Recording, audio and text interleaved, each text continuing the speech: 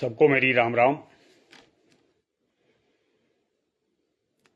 आप लोग सोच रहे होंगे कि मैं पिछले 2 दिन से कोई भी मेरी ओर से पोस्ट नहीं आई है, जबकि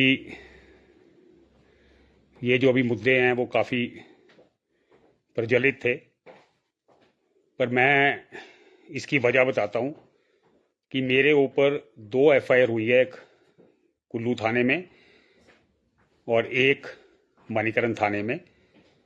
कुल्लू थाने में आप सबको ज्ञात होगा, एक विजय कुमार नामक शख्स ने मेरे विरुद्ध एफआईआर दर्ज की है कि मैंने खालिस्तान जिंदाबाद और खालिस्तान मुर्दाबाद और भिंडरावाला मुर्दाबाद के नारे दिए थे। तो उससे जो धार्मिक भावनाएं 2 समुदायों की खराब हो रही थी। और दूसरी एफआईआर मेरे पे मणिकरण में हुई है, और इसी लिए मेरे को आपको सबको ज्ञात होगा कि एसडीएम कोर्ट से समन आए थे जिसमें हम पेश हुए थे। उसके ऊपर मुझ पे इल्ज़ाम लगाया है कि मैंने निशान साहब उतारा है, लोगों को 2 समुदाय के बीच सद्भावना बिगाड़ने की कोशिश की है और प्रदेश की शांति बिगाड़ने की कोशिश की है।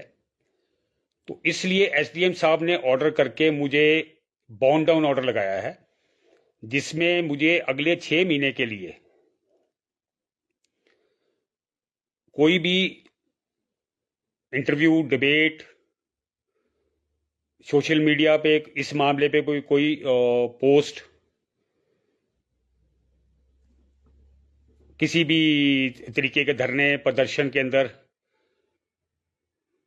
हिस्सा ना लेने का सरकार की ओर से निर्देश है।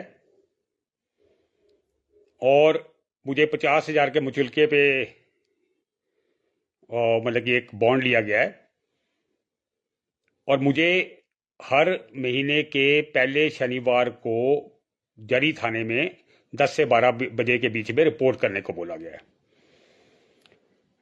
ये एफआईआर और ये जो बाउंड डाउन ऑर्डर है ये गैर कानूनी है, और इसे हम हाई कोर्ट में रिट में चैलेंज करेंगे। ये मैंने या मेरे किसी भी हम किसी भी भाइयों ने कोई भी ऐसा कार्य नहीं किया है जिससे कि धार्मिक सद्भाव खराब हो। हमने सिर्फ और सिर्फ खालिस्तान के झंडे को उतारे हैं। वो वीडियो के अंदर, क्योंकि जब ये झंडे मैं उतार रहा था तो वो क्लियरली दिख रहा है।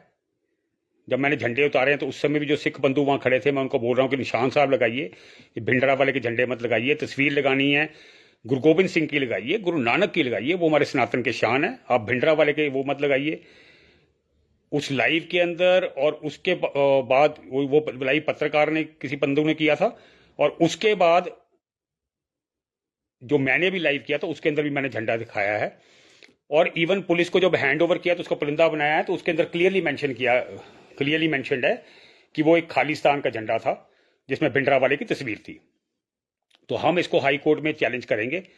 तो जब तक के लिए हाई कोर्ट में ये रिट दायर होके इसका डिसीजन ओवरटर्न नहीं होता है, तब तक के लिए मेरे को सोशल मीडिया और इन चीजों से रिफ्रेन करना पड़ेगा, बिकॉज सरकार मौका ढूंढेगी कि मैं कोई भी ऐसा हरकत करूं और ये मुझे अरेस्ट कर सके।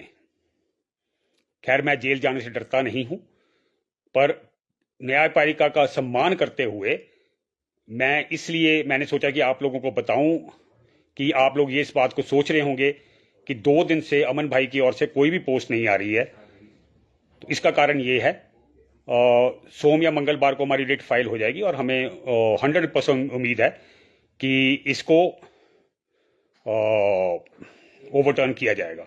मेरे को इवन एक सिख लीगल विंग की ओर से भी नोटिस आया है, जिसके अंदर उन्होंने बोला है कि मैंने निशान साहब उतारा है और भिंडरावाले की तस्वीर उतारी है, और वो उनका कहना है कि भिंडरावाला उनके लिए आदरणीय है। बस मैं ये जानकारी देना चाहता था।